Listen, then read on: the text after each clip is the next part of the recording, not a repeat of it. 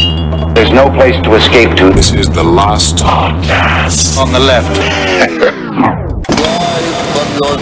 That's when the cannibalism started.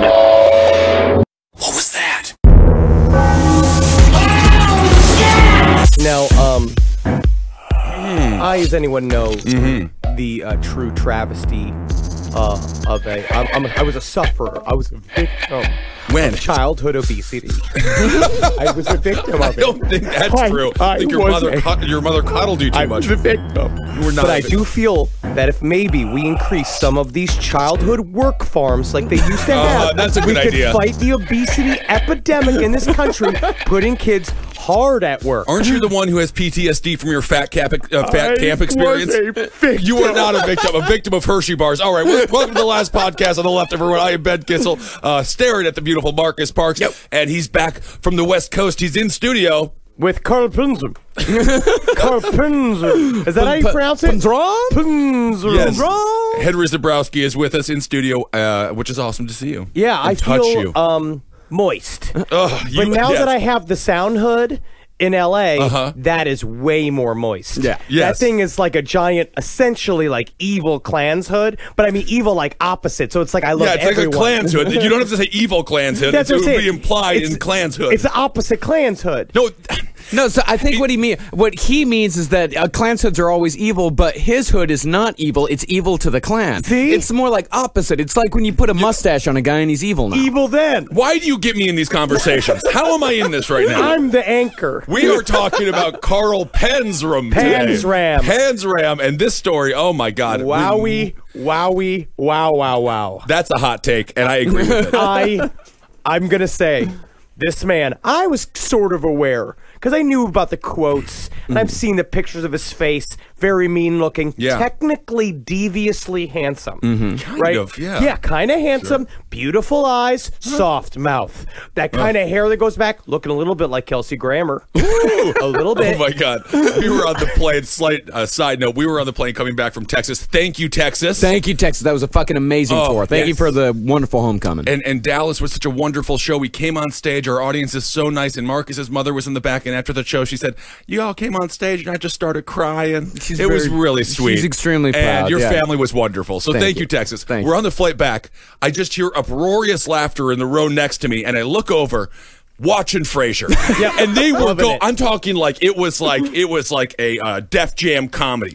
They were going crazy watching Frasier. They were escaping from a Waco-like compound, and it's the first time they've seen any sort of sitcom. They're like, so this is a situational comedy? But anyway, Carl Panzram is slowly but surely licking, scraping, and fucking his way to the top of the list of serial killers for me. I think he is. What a story. And that's what he said in his head. Every time he was doing a murder, he said, one day a fat boy from Queens will respect me. One day. Well, he technically had several fat boy from Queens attached to him by chains. Well, that's the thing about listening to true crime writers talk about Carl Panzram. They can barely contain their excitement. It's like they're all just waiting to go like, this dude's so cool. This guy's fucking crazy good.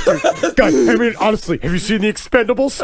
This guy would be on The Expendables. He would be. Well, I suppose there is a part of him that everybody does want to harness for their own sake and their own power. I mean, it's true. He is a true outlaw. Right. Yeah. So Carl Panzram was an American nomadic hobo serial killer who robbed, raped, burned, and killed his way around the world in the first 20 or so years of the 1900s. And that is true. Around the world. And in the 1900s, the early 1900s, that was very difficult to do. Yeah. Yeah, every place he went just looked like Twisted Metal, too. Just in shambles after he left. In his introduction to the book, Carl Panzram, A Journal of Murder, which is required reading. So good. Harold Schechter described Carl Panzram perfectly. He wrote that Panzram was a one-man apocalypse, an implacable human engine of destruction and retribution, bent on wreaking havoc on a contemptible world. But do it in a Harold Schechter voice. Panzram was a one-man apocalypse, an implacable human engine of destruction and retribution bent on wreaking havoc on a contemptible world. I am not Kermit. We love you, Harold Schechter. Yes. You're our favorite. Absolutely. We kid because we love. This guy, though. Oh, so good. Oh, you know, here's a quote from Panzram himself that tells you everything you need to know. Now, remember, we have a collective collection of his letters. So we have a lot of information straight from the old dog's mouth himself. And so this is him writing about himself. And quite articulately as well.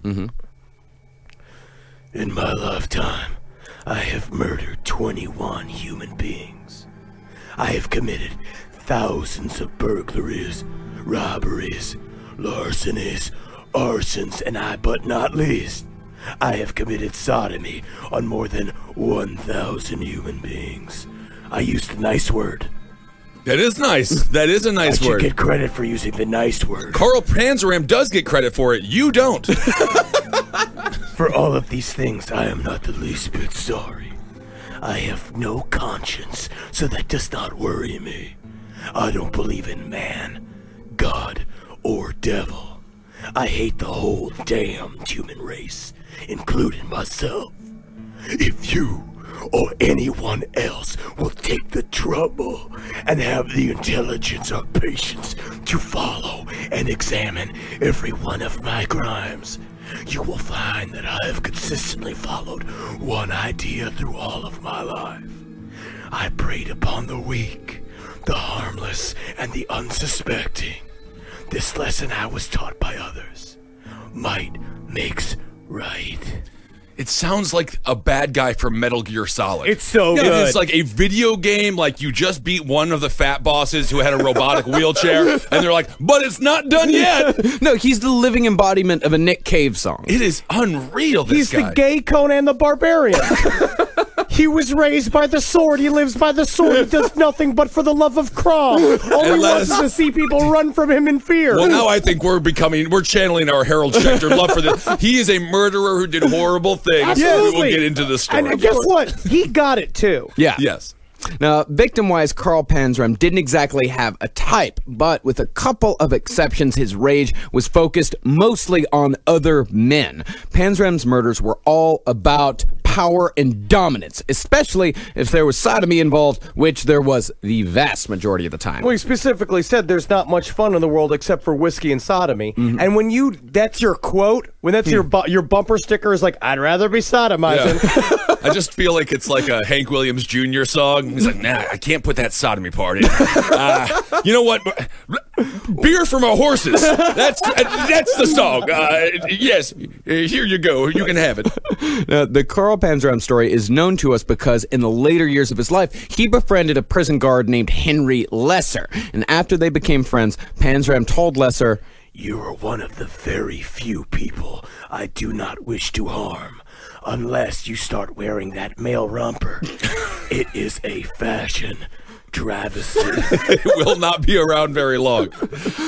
This relationship reminds me of Halloween, with the reboot with Rob Zombie, where Danny Trejo is the prison guard, and then of course at some point Michael Myers, he didn't treat him with very much I was respect. good to you. I was good to you, Michael.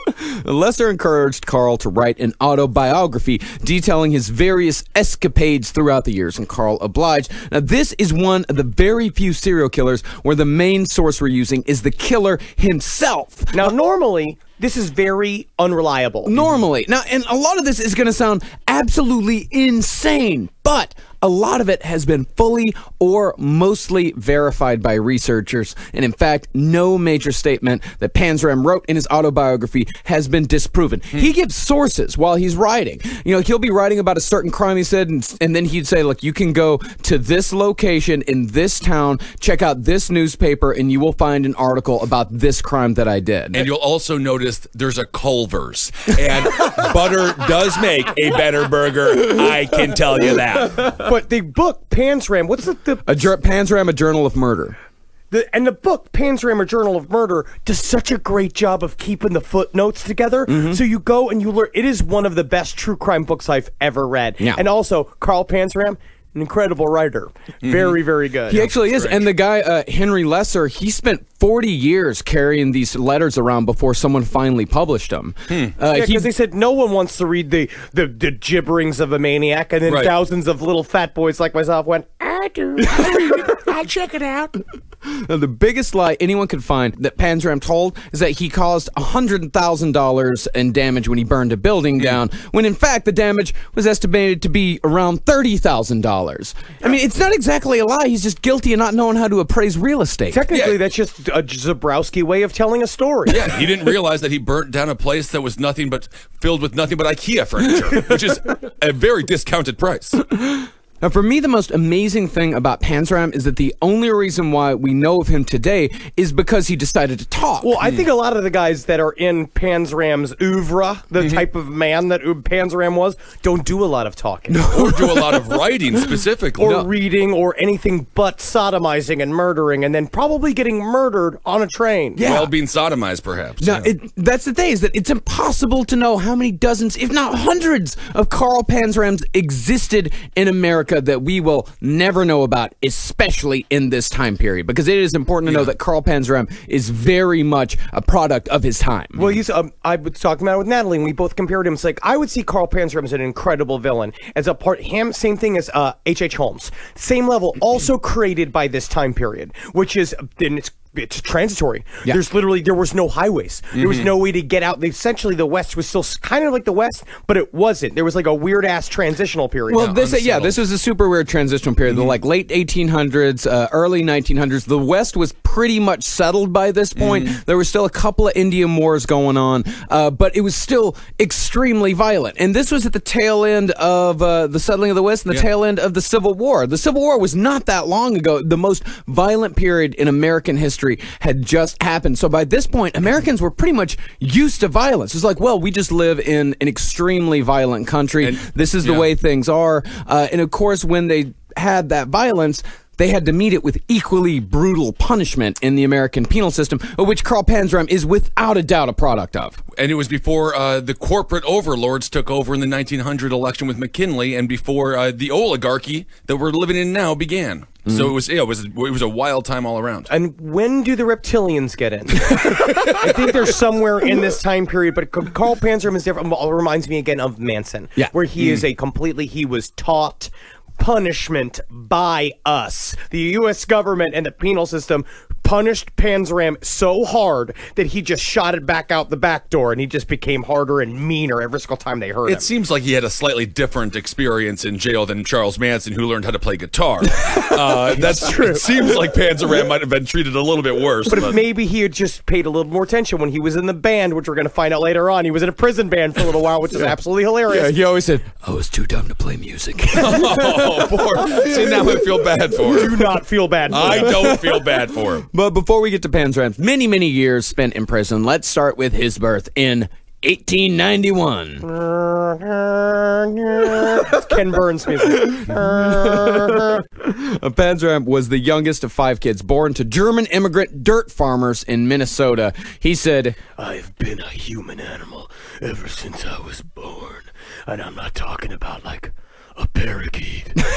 I'm talking about like a wildebeest. I didn't really learn too much about animals, come to think of it. I just watched Logan, and I can't stop thinking of him as Wolverine. He's got a sort of a Wolverine-type vibe. What is a dirt farmer, by the way? Is it just a bad farmer? Pile up the dirt? And then, that's what I was wondering. I'm like, what is it? Because I know Levon Helm always talks about dirt farmers. It's just a farmer that just runs shitty land. You know, just shitty land that's just never going to grow anything. But they still keep toiling at the dirt anyway. They would put him in school all day for 8 hours because the dad, basically, he had 4 brothers and 2 sisters, I believe. The dad was kind of this weird restless spirit, kind of a faceless, one of those farmer guys, right? It was just like dead on the inside in the middle of the country. Extremely temperamental. Well, that's the thing, is his father came to America thinking that, we're going to get a homestead, we're going to get like a full plot of land, but by the time, the late 1800s came around, a lot of America was already settled. A lot of the West, all of the good shit had been taken years ago. Never, ever believe the pamphlets. Never. That's why we had the Dust Bowl, for fuck's sake. Ooh, I love the Dust Bowl. If you're a German immigrant at that time and you can't make sausage, get out. Get out. Let's go back to what are you here for? We want the sausage. This is America. We have to have an obese son in Queens soon. Absolutely. So he would beat his family regularly, but mostly he was restless and just kind of like trying to figure out what to do. So he just kind of disappeared. And when he disappeared, the mom kind of went a little crazy and also needed a lot of help running the farm because his older brother was the one that was like sort of like would have been the next in line to the dad to like take over shit. He sort of like fell in love with strippers and casinos, which is really strange because it seems like a thing you wouldn't fall in love with. Like it's not like the most wonderful like human compared to a fucking Minnesota dirt farm. Yeah, I don't know why he'd like that. And then he became a cop. Yes. Really? The oldest brother became a cop, yeah. And so he, as a kid, was forced to, he'd go to school for 8 hours, which was not friendly. Like That's it's not the that same, bad. just normal corporal thing. And then the mom would immediately put him on the farm where he was picking up rocks and doing stuff all night long until he would get like 2 or 3 hours of sleep, go back to school, and did this every day until just his childhood. That was what his childhood was. That's the story of many American farm kids. Yeah, it's true. That's not really so bad. And the thing is that most of the other Panzerams, or actually all the rest of the Panzerams, turned out just fine. But what happened to Carl? Brain injury. That'll do it. So, of course, when Carl was a kid, he had a mastoid removed from his left ear. But as this was the 1890s and the family was dirt poor, the surgery was done at home. Technically, they were dirt rich. Yes, that's what I was about to say. Unfortunately, you can't sell dirt. So, And of course that didn't work, and the infection just got even worse. And Carl was finally taken to a hospital where a second operation was done and the mastoid was removed successfully. But it is extremely possible that the infection and or the home surgery caused some sort of brain damage. Yeah. Like whatever it is in our brains that governs anger and hate and rage, it just got knocked loose in Carl, and he just could never get it under control again. can you imagine going to a doctor who operates on your brain in the 1890s? 1890s, and they yeah. just open up a bag and it looks like a bunch of gadgets and things like that from a Three Stooges sketch. Pretty much, just it all just looks a like- wacky hammer and just like I don't even know what this one does. Come over here. Boing, boing. And you literally have to be like, this is the best doctor we have in the country. Technically, yesterday he killed 4 horses, but today he's going to do good because he only had 1 pint of Schlitz. Oh, that's good for the brain. That's good for brain doctoring. Well, soon after the operation, his dad left when Carl was 7, and then after that, Carl was getting into trouble constantly. He got arrested for the first time at the age of 8 for public intoxication. He was like a tiny W.C. Field. And it's like also, if the Little Rascals was real. Was real, exactly, yeah. And when Carl was 11, he broke into a neighbor's home and stole apples, cake, and a pistol. Because he sat, and when he was sitting at 11 years old, he's sitting there drunk. He is contemplating life, because at this point he's completely pulled out of school. He's now just working on the farm, and he's like, you know, a lot of other kids could do whatever they want. They just, I bet I could just take what they have. Like, he literally just learned, like, oh, I just go over there and I take their shit. Sure. Yeah. I mean, can you imagine him, too, just like hardened with a bottle of whiskey, just a jug with 3 X's on it, just sitting on the porch, just waiting for a pube? Dude, what do? You're 11 years old. Come on now, I know something's rustling. Today's sponsor for Last Podcast on the Left is Stamps.com. Stamps.com saves you time and money, which you can use to grow your business. Create your Stamps.com account in minutes online with no equipment to lease and no long-term commitments. Buy and print official U.S. postage for any letter, any package, any class of mail using your own computer and printer. And unlike the post office, Stamps.com never closes. Print postage for your letters or packages at your convenience 24/7, 7 days a week. And right now, you too can enjoy the Stamps.com service with a special offer that includes a 4-week trial plus postage and a digital scale without long-term commitments. Go to Stamps.com, click on the microphone at the top of the homepage, and type in the code LEFT. That's Stamps.com. Enter LEFT, Stamps.com. Never go to the post office again. Of course, he was caught after he stole the apples, the cake, and the pistol. He was beaten as he had been for most of his life up to that point, and he was sent to the Minnesota State Training School in Red Wing, Minnesota. And this is where Panzram said he began to learn about man's inhumanity to man.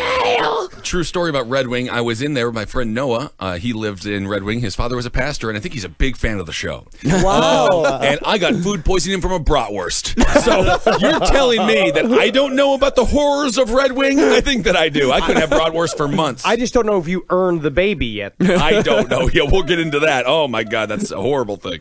The Minnesota State Training School was first and foremost a Christian facility. Panzram said their method of training was to beat the goodness into them and the badness out. He wrote, "The more they beat me and whipped me, the more I hated them and their damn religion."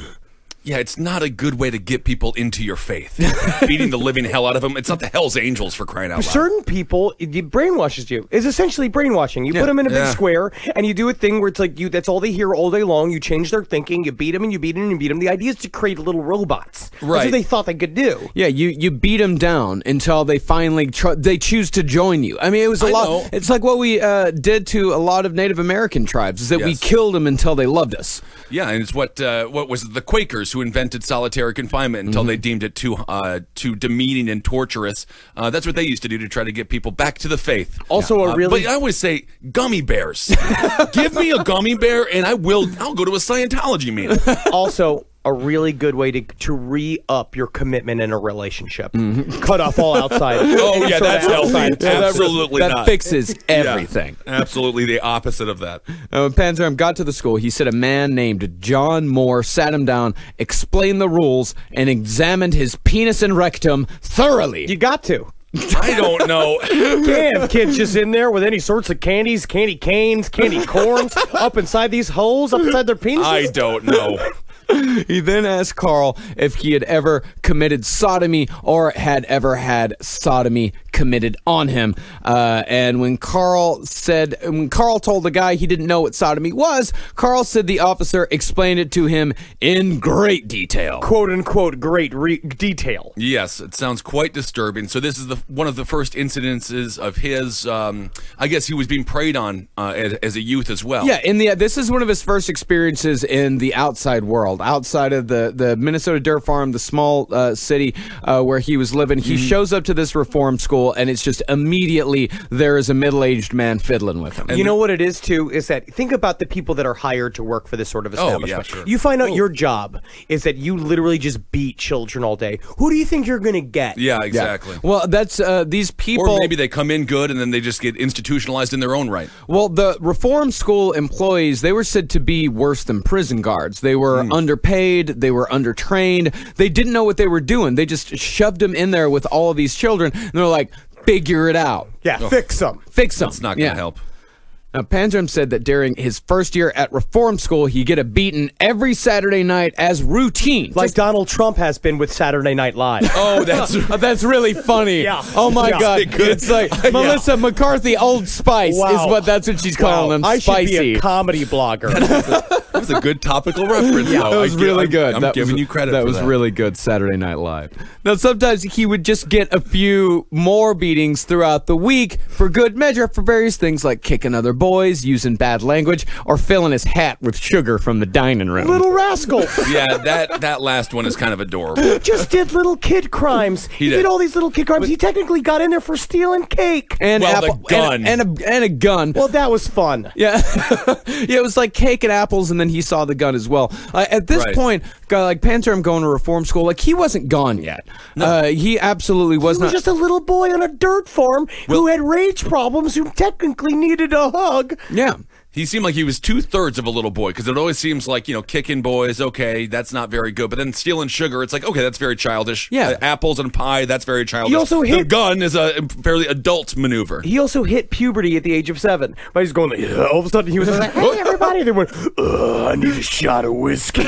Immediately. Yeah, when Panzram or any of the other boys were punished, they were taken to what was known locally as the paint shop, so named because that's where the administration would figuratively paint the boys' bodies black and blue. That wasn't where Bob Ross taught them how to paint mountains. So cute. I actually thought of a second, it was also like the LaGuardia School of Music here in New York City, the school where Fame was based on, and they're creating some sort of gigantic performance piece. No. That would be kind of nice. No, it was a torture chamber. It was a torture chamber. Yeah. Yeah. The boys would be stripped naked and bent over a large wooden block, and a towel soaked in salt water would be spread on their backs from their shoulders to their knees. They would then be whipped with a leather strap that had little holes punched through it. Those little holes, when they were hit, it would make blisters. And those blisters, the more they hit them, they would burst. And the whipping continued. And when the blisters burst, that's when the saltwater soaked towel would start to work on the open wounds. And then you still got a sugar-coated hat. That's true.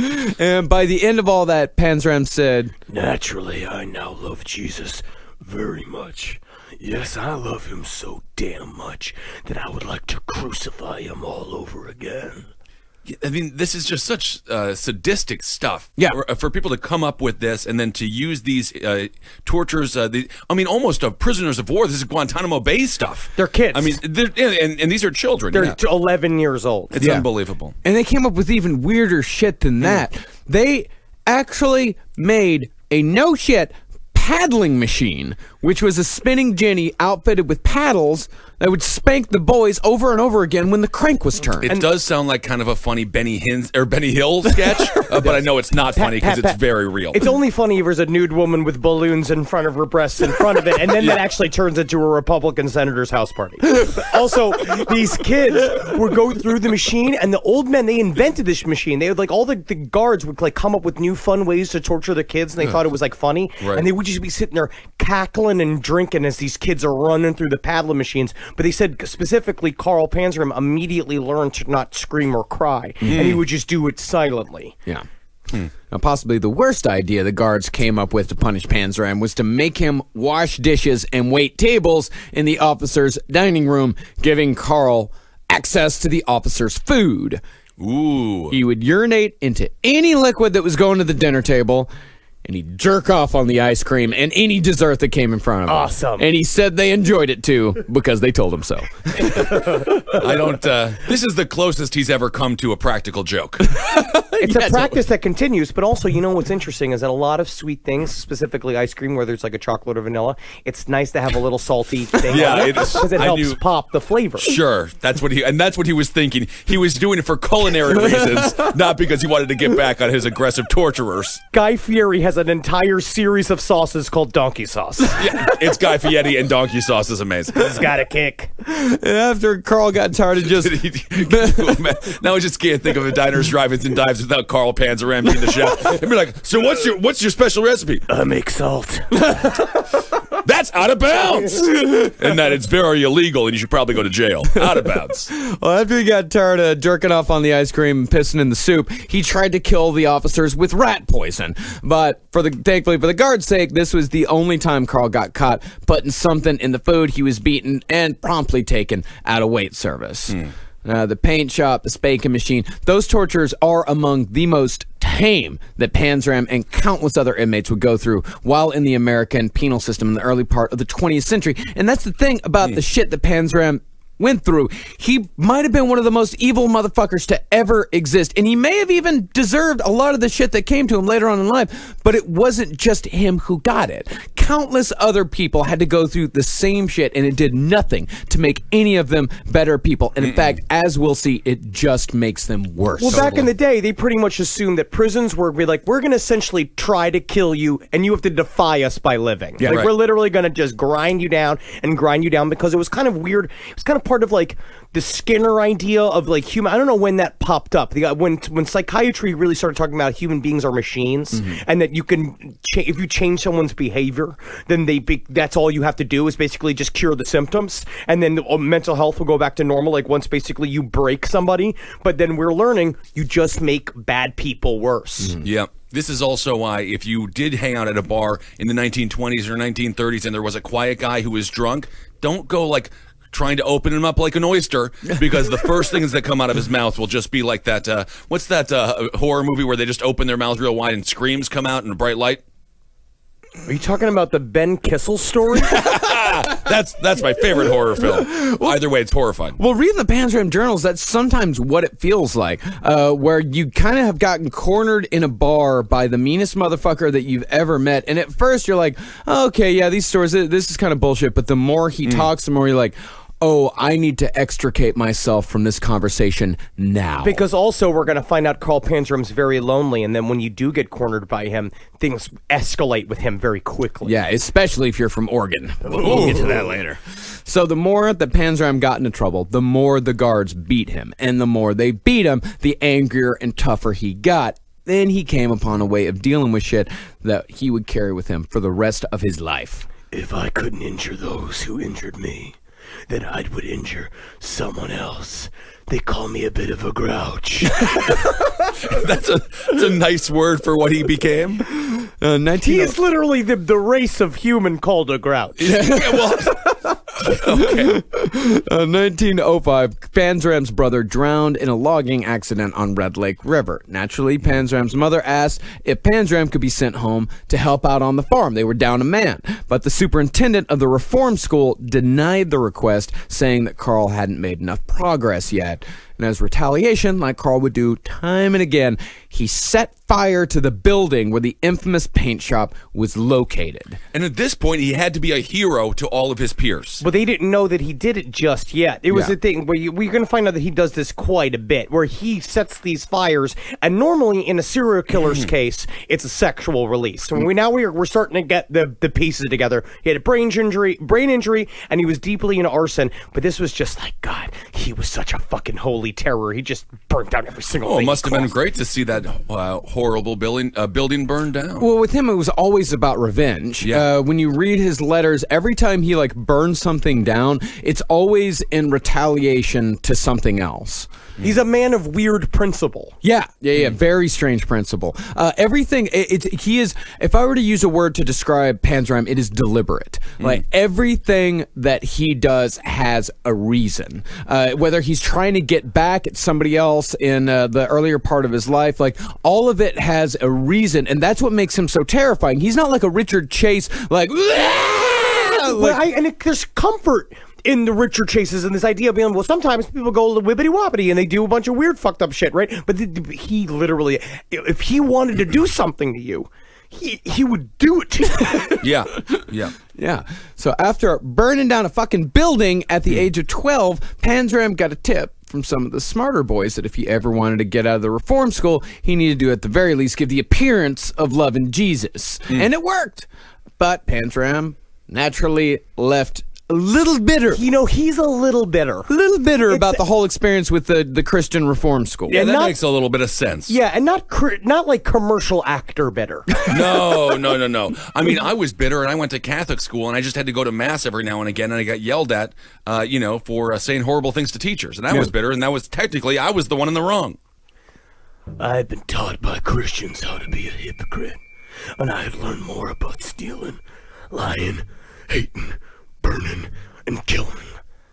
I had learned that a boy's penis could be used for something besides to urinate with, and that a rectum could be used for other purpose than crepitating. Oh yes, I had learned a hell of a lot from my expert instructors furnished to me free of charge by society in general and the state of Minnesota in particular. From the treatment I received while there and the lessons I learned from it, I had fully decided when I left there just how I would live my life. I made up my mind that I would rob, burn, destroy, and kill everywhere I went, and everybody I could, as long as I lived. That's the way I was reformed in the Minnesota State Training School, and we're bringing it back. WrestleMania 38. It's obviously extremely disturbing stuff. I am stealing from Chris Benoit, of course. Yes, maybe teach him arts and science next time you send somebody to a reform school. If in Minnesota. he had just learned to play the flute, he could have been in Jethro Tull. Maybe, who knows? And then they would have beaten Metallica. And so in January, Carl was released to the care of his mother and was sent back home. But when he got there, they immediately put him to work on the farm. And he didn't want to do that shit. So to get out of it, Panzram said he wanted to be a preacher, so he was sent to seminary school. He would have been an amazing preacher. If he could have just faked it enough, he would have been stand up. Everybody stand up. First thing we're going to do is, thankfully everybody came on such a lovely Sunday morning. But first, hand me the hammer. First thing we're going to do is take this lion wizard off this piece of wood. Now, you old Mrs. Barberry, you're gonna nail him right back in while I have my way with old Mr. Barberry. I love this new Reformed church. The first evangelical church. And this whole scheme that he had to get out of farm work by going to seminary school, it worked for a little while until Carl ran afoul of a German preacher who started beating him on the regular. Finally, Carl had had enough and decided he was going to commit murder for the first time. He was going to shoot the preacher dead with the Colt pistol, and he was inspired by this wonderful little couplet. Be a man, neither great or small in size. Colonel Colt will equalize. He literally, it was he got inspired to kill by a commercial jingle. Yeah, it sounds like he was eating like a really aggressive Laffy Taffy. Laffy Taffy set you right. Get some murder in your sight. Look at that. And the candy's pretty good, too. So Carl showed up to school with the gun in his jacket, but it fell out during a scuffle with the preacher that Carl was planning to shoot. So Carl picked up the gun, pointed it at the preacher's head, and pulled the trigger 3 times. No hesitation. No hesitation whatsoever. Well, good thing for the preacher, gun didn't go off. And so Carl's first attempted murder at the age of 13 was unsuccessful. And this is how hardcore shit was in America at this time. He tried to shoot a preacher in the face. He was just sent home. Yes. Right? Yes. Gun didn't go off. Yeah, I mean, he wasn't in a reform school. He was at a seminary. But, like, they didn't call the cops. They didn't do anything like that. They're just like, all right, Carl, it's time to head home. Funny joke, Carl. Funny Looks joke. like you're not going to work out here. It's kind of funny how your punishment's like the thing you wanted the most. Leave the Laffy Taffy with me, please. Click, click, click, click, click. No, still doesn't work, sir. So Carl was kicked out of school, beaten when he got home, and Carl decided it was time to hit the road.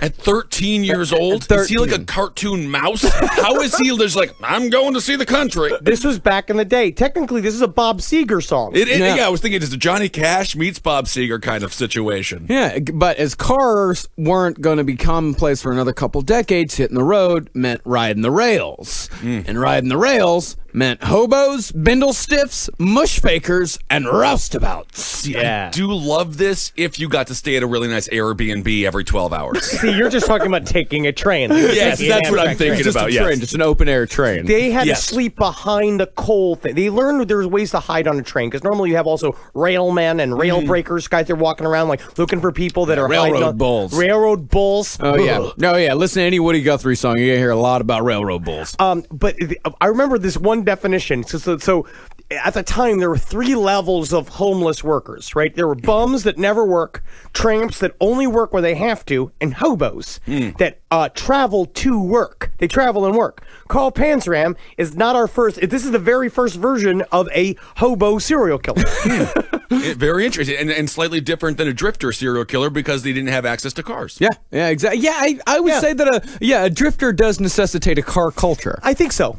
Yeah. I wonder what they were called before the trains, though. Just walking. Yeah, just walking guys. I'm a walking guy. I'm a walking dude. Well, what do you mostly do? I walk. Makes sense, walking guy. Oh, yeah, there were hobos, bindle stiffs, mush fakers. They were also the curious American phenomenon of the yegg. Now, the yegg does sound like a weird diet egg, like from the 80s. I love the egg. Now, a yegg was a kind of traveling burglar who was usually accompanied by his quote-unquote boy.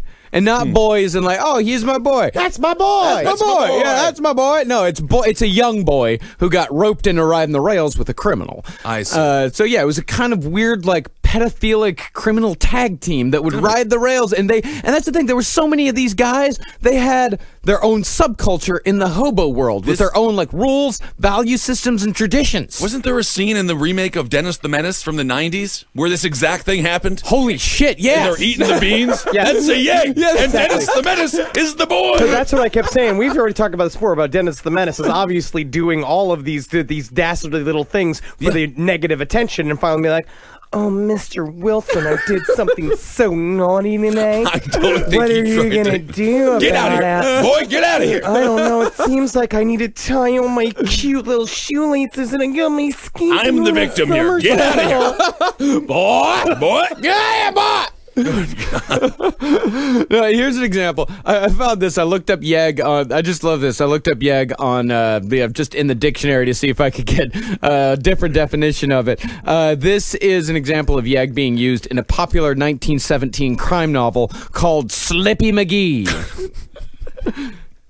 And look here, don't you get the notion in your bean I'm just some little old 2x4 guy of a yegg, or some poor nut of a dip. Man, they used to speak so much better. But also, it's kind of interesting. It's such cute words. Yeah. Everybody's just so racist and pedophilic. Oh, doing horrible things. Murderous. Yeah, don't get nothing in that bean of yours. Yeah, that's what they say about Deadwood. Deadwood has such like foul fucking language all the time, but in reality, like those guys were just all like, "Dag nabbit, dag nabbit, I gotta put a bean in your nut." And it's all that shit. Meanwhile, they're just like having sex with a 12-year-old girl who's essentially a slave to the town. It's horrible. Yeah, they all speak like they're in a Hans Christian Andersen novel, and then they're doing just one of the most horrific things that human beings can do. So this is the world that Panzram was living in at just the age of 13. Wow. He wrote, "One experience I had during that time I never forgot, and it had a direct bearing on a lot of my actions later in life."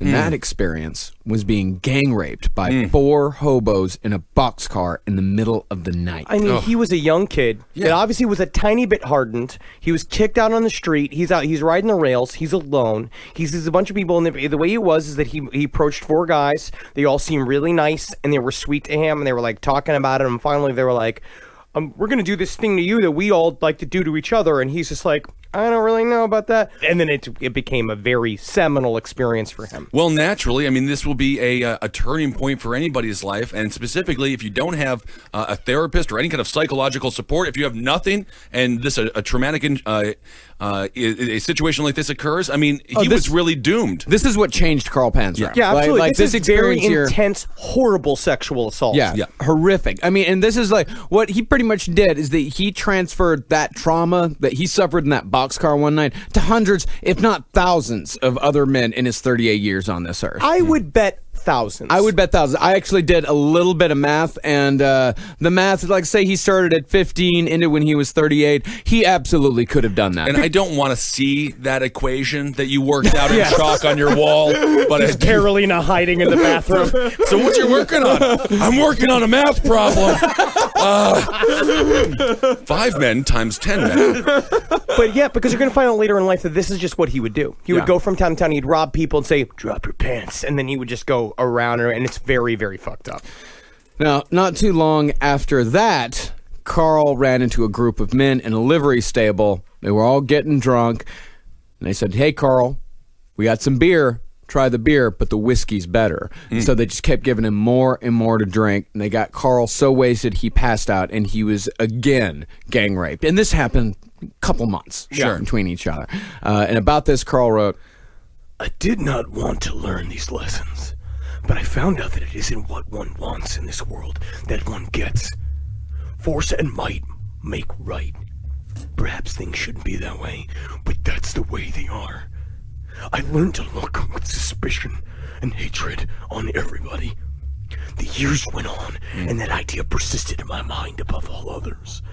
I figured that if I was strong enough and clever enough to impose my will on others, I was right. I still believe that to this day. Another lesson I learned at that time was that there were a lot of very nice things in the world. Among them were whiskey and sodomy. But it depended on who and how they were used. I have used plenty of both since then, but I have received more pleasure from them than I did those first times. And then Crocs."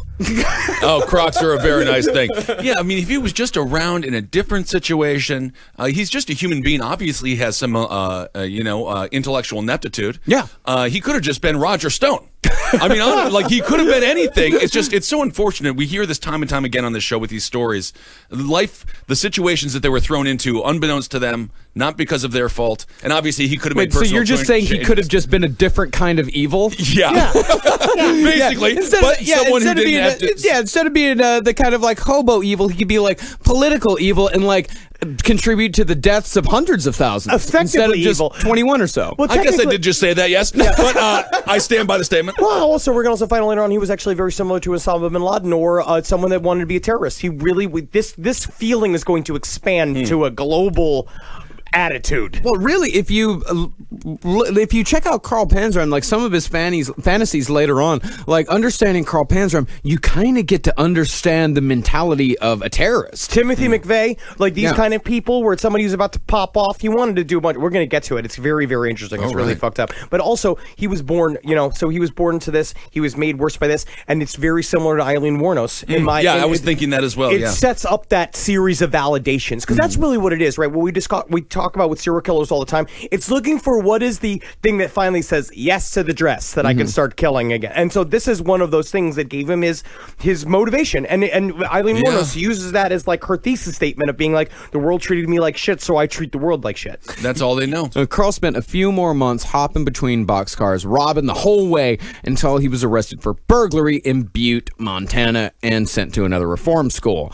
There he attempted to murder a guard for giving him a hard time by beating his head in with a piece of iron. He wasn't successful, but for his troubles, the school sent Carl to a hospital and clipped his foreskin to prevent him from masturbating. Now, did they think the power was in the foreskin? Honestly, yeah. I'm just thinking, is it like a Samson situation, the biblical story, where they're just like, we know where he gets all of his strength. Flip it! You think if you make a man more European-like, he's going to become less horny? I read that, I was like, why would they go about that procedure? But anyway. Yeah, and about the whole clipping situation, Carl said, how the hell they figured that would stop me is more than I could see. I can't yet.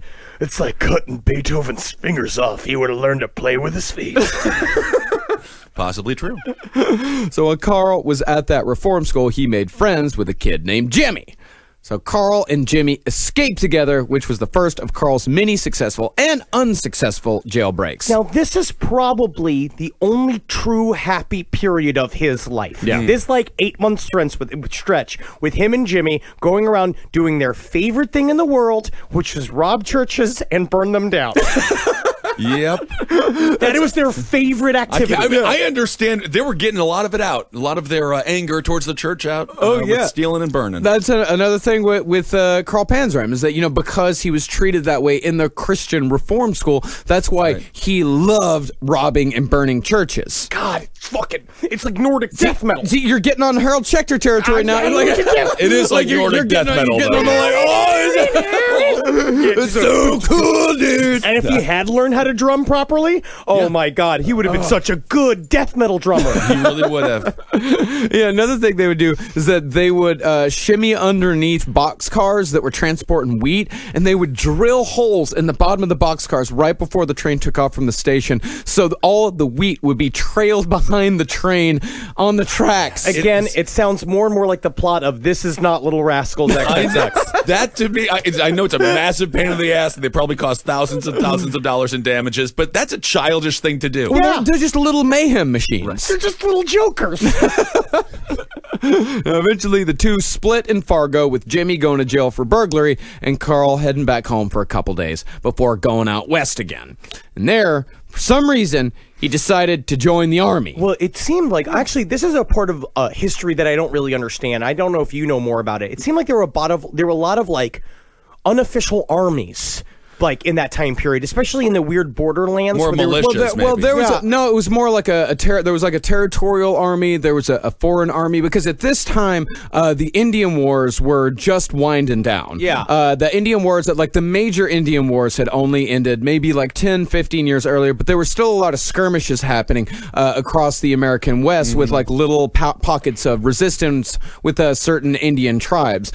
So being in the army at this point, you were stationed in America, you were stationed in the West, but it was also horrifically boring. Some of these guys, even during the height of the Indian Wars, some of these guys would be in the army for 3-4 years and never see an Indian once. Ooh, that's lucky though. That's when you get stationed in Honolulu now. Yeah, but a lot of those guys ended up dying from alcoholism because they were so ridiculously bored, because they just are put on a plot of dirt and they're just wait for an Indian to come by. If you do, make sure to shoot him. Thank you for your service. Thank you for your service. Thank and you for whiskey, getting drunk. just Yes. drinking a bunch of whiskey alone, that's like putting a dance party into your own mind. That's it. But also, what he said was that I think a lot of it's that he was very bored, and he also viewed himself as a great American hero. Yeah. There's a part of him where he's like, I want to be like the stories of the old West you hear about, like Billy the Kid. And a lot of these guys joined the army, so I was going to do that. And also, he joined one Mexican stretch of the army because he said in Mexico the churches have more gold and silver in them, and then when I travel through town, I can rob these churches and burn them down while just being in the army as a side gig.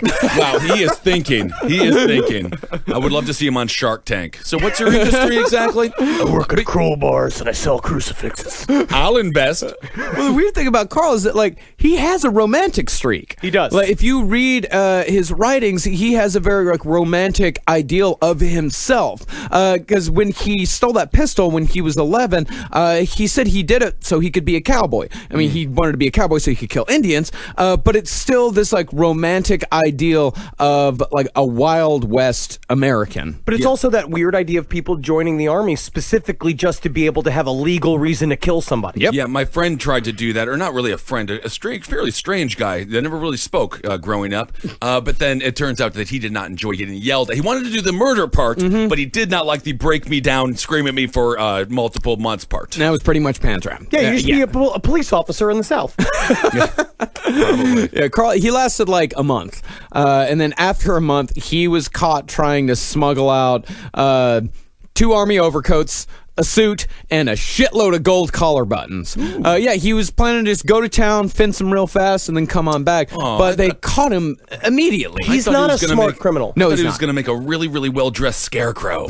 That'd be kind of fun. But this was probably one of the worst mistakes he ever made because then he got set to Fort Leavenworth. Yeah, he was caught, court-martialed, and sentenced to 3 years at Fort Leavenworth, the worst military prison in all of America. And this sentence was passed down by the then Secretary of War and future President William Howard Taft. And amazingly, Panzram would actually take revenge on Taft 13 years later. But we'll get to that on the next we have episode. to get to that later. Damn you, Taft! The only people that ever Chubby screamed at Taft in rage was the first inventor of the rolling chair. I love that my last name is Taft because I can say it with my mouth full of chicken. Taft. You can't not say it. So Leavenworth was a military prison where convicts were assigned grades from first to third. First would get special privileges, and third would get hard time. Panzram very quickly found himself a third grader. Yeah. Third graders were put under a total silent system, and if any of them broke a rule, the entire company was forced to stand at attention all night long. There were beatings, of course, but they would also use straitjackets on men, lacing them up so tight the men would pass out. And they would just call it giving them the jacket. Oh. Which is not good. Not when I'm going to Men's Warehouse, by the way. Thank you for equating that. I do want to say Thank you for but equating it's that. not like that because very comfortable jackets. I'm going to like the way I look. You're going to like the way you look. I do like the way I look. The worst punishment at Leavenworth was getting fitted with a stereotypical ball and chain, which prisoners refer to as, quote, earning the baby. Now, most of the time, you don't earn a baby. Most of the times, you just kind of get a baby. You get a baby. But he definitely earned the baby. What does that mean, earn the baby? The baby, because the ball weighed 50 pounds, and it was worn day and night. Even when you slept, you still had to wear the ball and chain. Like that whole stereotypical, cartoonish ball and chain shit. It's all real. It's all real. It still it's happens all today. real. And he would wear a big striped suit, and he'd have to carry it in his hands when they would do the gigantic, forced marches they were doing. Well, they had to. He worked in the rock quarry, and the rock quarry was 4 miles away from the prison. So he essentially took this gigantic iron ball, this 50-pound ball, and walked 4 miles both ways, back and forth. Did 8.5, 9 hours of hard labor. One of the craziest versions of CrossFit to ever exist. I was going to say, so the prison, the man who ran the prison was like, maybe we should just get the prisoners to be stronger than Brutus, and then in no way will they overthrow us.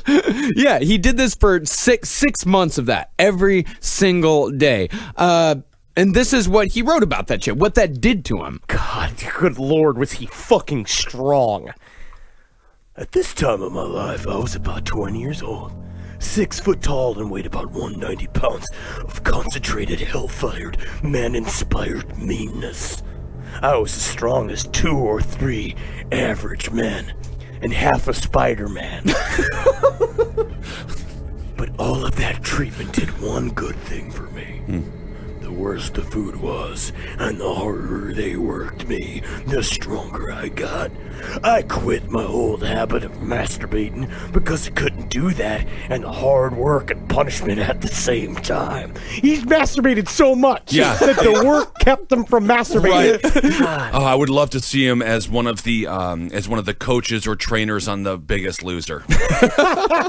Let me show you how to use that machine. What are you doing? Why are you taking my clothes off?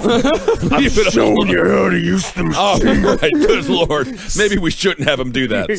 6 foot, 190 pounds. So he's getting buff. I mean, he is a monster. Carl Panzer, he's professional wrestler size. Yeah, he's huge. Yeah, he's a huge gigantic. man. And he would maintain that 6 foot 190 build for the rest of his life, and his rage would only get worse. This is what Carl later wrote about his attitude upon being released from Leavenworth in 1910. I had fun, I feel flirty, and I feel ready to be Is out. that what he The said? new spring collection from Forever 21 is looking absolutely wonderful, fabulous, and free. Well, lucky for you, I'm a fashion model. I hire fashion models. Here, I want to show you how to use the machine. I don't. Oh my goodness! This is what he really This said. is really what he said, yeah. Yeah, for some reason it didn't help his attitude. No. Shocking. I was the spirit of meanness personified. I had not at this time got so that I hated myself. I only hated everybody else. Technically, he did still have a little love in his heart for himself. Just a tiny bit. It just kept beating. It just kept getting beaten down and beaten down and beaten down throughout his life, because that's just how it was in the prison system, because he was just rebellious. I have a weird impulse to say, I think that he liked the way he looked. Like in I Men's think that Warehouse. he did. I honestly do think that he would look in whatever sort of mirror they allowed him to have. I'm looking pretty good these days. Yeah. Wowie, wow, wow. Just like look at Lex the Luthor, top. just flexing. I got that natural V. Yeah. It's like a D'Angelo. Yep. And we'll get into just what he did with that power, that rage, that hatred, and that anger in part 2 of Carl Panzer. We have ended this episode with me envious, actually. Yes. I am actually now a little bit upset that he has a perfect body. Rock hard body. And also, don't take no shit from anybody. Well, I he like took that a lot attitude. from a lot of people, but all right, Carl Panzer. And we'll get into like the truly evil stuff that he did, because at this point, Carl Panzer, he could have gone either way. Yeah, he's like a bum and a misfit and a piece of shit and obviously a killer and he's ready to be a killer. Yeah, and he makes a choice, and then once he makes that choice, he keeps making choices. He essentially gets to see like, how far can I go? Right, and he does this all over the world. And you're also watching the actual birth process. You remember the dude that's covered in muscles and Ren and Stimpy, the one who goes, oh yeah, of course. Yeah, he becomes that man. I see. Unfortunately, Ren and Stimpy weren't there to soften his heart, because they are amazing. Again, thank you guys so much for listening. Great episode. I'm giving ourselves a compliment. Great episode. It was okay. Okay. I don't know. I want to thank. We can always do better. Let's just not. Why are we recording us? I don't know. You did this. I didn't do it. I said something nice. Can't we say something nice every now and again? Good Lord Almighty. Again, thank you, Texas. Yes. We had such a great time. Austin was amazing. Dallas and Houston. What a your home state was beautiful, Marcus. It was wonderful. Thank you to everyone at Sidewinder in Austin, White Oak in Houston, and Texas Theater in Dallas. And also shout out to our boy Anthony at Pie Pizza in Houston. So fucking good. Great pizza. Such good pizza. Yeah. Very intense stories. Yeah, and I will tell you, dude, I'm talking to Anthony right now. I talked to my dad, and yes, we are related. Well, you go to Texas and you're going to find a relative. That's what we learned. Also, yes, we share a great uncle. Yes, I want to thank, I believe it's Angela for the Vladimir Putin riding a unicorn t-shirt, which is my favorite t-shirt. Thank you so much. And thank you for not putting us in your prison system. Yes, we were very fortunate for that. We did drive through Huntsville. Yeah, and we drove a little fast, Henry. Henry was like, I feel like I'm driving with my mother. I learned a lesson from Tracy Chapman that if you want to get from place to place as fast as humanly possible, you drive a fast car. No, she didn't drive her car fast. She had a fast car. Yeah, and that's what I used it responsibly and legally. I turned our Hyundai Sonata into a fast car. Yeah, it's not. All right. Let's see. Should we Patreon? Yeah. If you guys want to give us a little bit of cash and get a little something in return, you can go to patreon.com/lastpodcast on the left. And if you give just $1 or more, then you get advanced ticket sales to all of our upcoming live shows. Of course, we're coming to Milwaukee. We're about to announce another huge spate of live shows for late summer and early fall into wintertime. We're coming to a lot of different places all around the country. This one is super exciting. And we can't wait to come to Milwaukee in July. Just either Google Last Podcast on the left, Milwaukee, or go to cavecomedyradio.com/live for ticket links. And thank you to these episodes. I'm very happy we're not taking the train. Yeah, that's very true. You can find us on Twitter at Henry Loves You, at Ben Kissel, at Marcus Parks. You can find us on Instagram at Dr. Fantasy, at Ben Kissel 1, the number 1, at Marcus Parks, and you can find us at all the bullshits for Last Podcast on the left at LP on the left. Absolutely, and keep on supporting all the shows here on CCR, Ablington's top app for everything political. The Cowmen will be performing at Skinny Dennis on June 16th for our big launch party. A roundtable of gentlemen for a fun little time with your friends. Movie Signs with the Mads, Page 7, Sex and Other Human Activities. You know everything here on CCR. Wizard and the Bruiser. And we have to. I signed a contract with Holden on a napkin that I have to mention at each episode. In blood. And what do you get? I get moments of peace. That would be wonderful. Hail Satan. Hail yourselves. Hail Geen. Hail me, please. Please, if you would. And a Magustalations. Also, thank you guys so much for the Webbies. We had an amazing time at the Yes. Oh, yeah. Super, thank you. Super fun. And see you soon, Chris Cornell. I miss you, man. It's really fucked up. It's really very sad. It was a very weird week. Very sad. Yeah, it was really strange. Yeah. All right. Hail yourselves. I'm glad I ended on that. Yeah, thank you for bringing that. That was actually this is like the first hour that I haven't thought about that in like the last day and a half. That was technically Henry trying to be nice. And it's just like it's gonna be that same thing where like I'm walking home and it's just gonna be in a long black day. A lot of people like Soundgarden. I love Soundgarden. That's very good. Fucking love Soundgarden. Magustalations. Bye. Bye. Is it a good way to start? I don't know. Either way, we've just started it.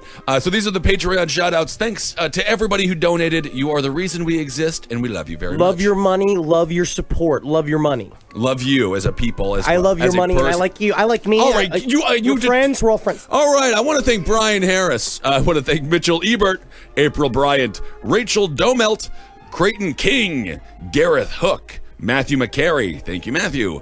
Anna Cole. This is going to be a tricky one. Coloris. Anna Coloris.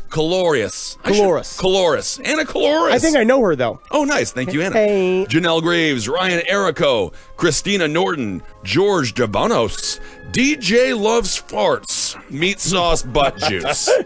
Why do I always get these? Thank you so much. DJ Loves Farts, Meat Sauce Butt Juice. Jesus fucking Christ. Thank you. Peter Krensky, Adrian Roberts, Kelzebub, Emily Weisberg, and Omar Olmos. Leonardo Tanaue. KCL Gjol. That's something that's Russian. It's got a O with a slash through it. I don't know what that means. Kevin Crossan, Aaron Reese, Deb Arellano, Jacqueline Guterres, Jesse Pearson, Kyle, Andrew O'Malley, Alchemy Alice, we met her. Hey girl, hi. Hello. Matt Wagner, Caitlin Deschenay, Hannah Gurnett, Chloe, Melvin, Ryan Nadler, Melissa Maria Constance, Mariana Vera. All right. I got Jerry Meyer Judson, Max Smith, Patrick Delaney, James McKinnon, Jim Stetnix, Hugo Medina, Jason Park, Nora, Amanda Kenworthy, Tom Grinnell, Allie Dukes, Bill Pilling, No, leave Allie Dukes alone. Yeah, I knew exactly what you thought. I knew exactly what you thought. Good Lord. Colin Kearney, Forrest Thomas, Marie Zumpano, Benjamin Schiffer, and Zelda Fredette. All right, I got Joe Tursick, Patrick Berry, Andrew Waddington, Brielle Colicchio or Colicchio, Caitlin Higgins, Teresa Lane, Alexander Hickey, Sydney Harris, Ariel Teague. The Late Late Show presents. Ooh, I think we're gonna do James Corden. I have no idea. Maybe James Corden's or Gordon. I don't think Fatty Sings listens to the show. Oh my goodness, he's very talented. Logan H. Pratt, Daniel Acton, Melanie Nielsen, Haley Martin, Max White, Georgia Bergson, Anita Mitchell, and Caitlin Hubbard. Thank you all so much. Shipwrecks, Amanda Guilin, Roxanne Lapierre, Gregor Wolf, Dana Robies, Grim, Michael Bartolomeo, Janice Woodson, Justin Harry, Sebastian John O'Nielsen, Ashley Anderson, Broken Pint Glass, cool, Natasha Holm, Sheila Connor.